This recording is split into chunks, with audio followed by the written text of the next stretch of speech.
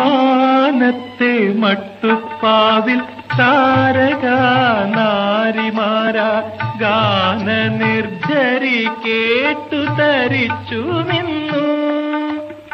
മാനത്തെ മട്ടുപ്പാവിൽ താരക നാരിമാരാ ഗാന നിർജരി കേട്ടു തരിച്ചു നിന്നു.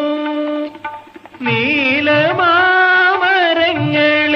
ചാരി നിന്നിളം തെന്നൽ താളമടിക്കാൻ പോലും മറന്നുപോയി.